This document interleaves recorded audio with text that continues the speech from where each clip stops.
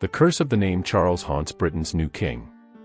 The first was executed in front of his palace for igniting a civil war, and the second was exiled for 11 years, and his rule witnessed the plague and the fire of London.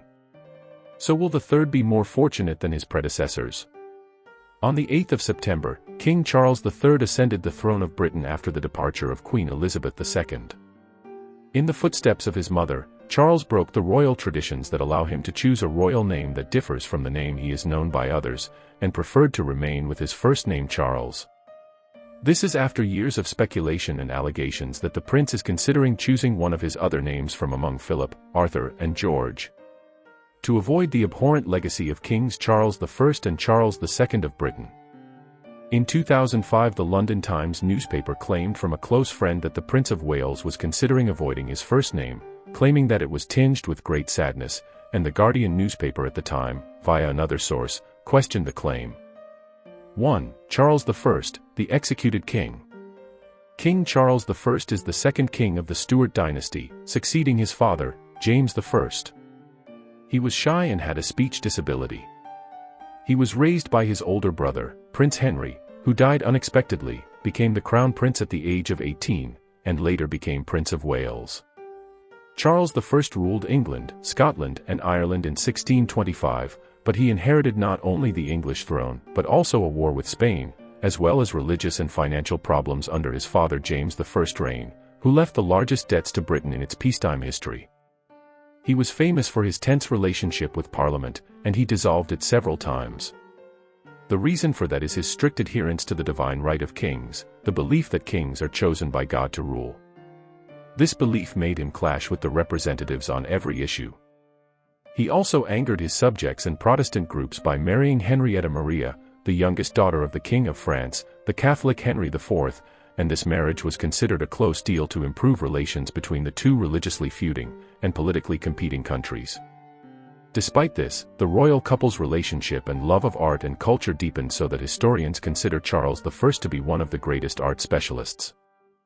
By 1642, tensions erupted between King Charles I and the deputies over his policies, including the dissolution of Parliament, one of which lasted for 11 years, the imposition of taxes and sympathy with Catholics.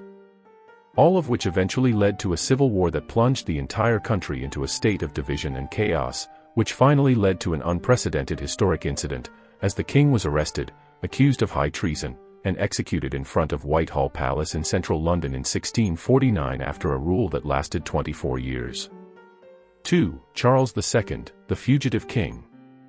After the execution of Charles I, the government fell into the hands of Oliver Cromwell, the leader of the parliamentarians, and Charles II succeeded in escaping from the sights of the Parliament's army.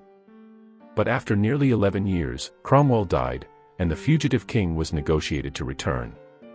On his 30th birthday, Charles II returned to the English throne to officially wear the crown in 1661.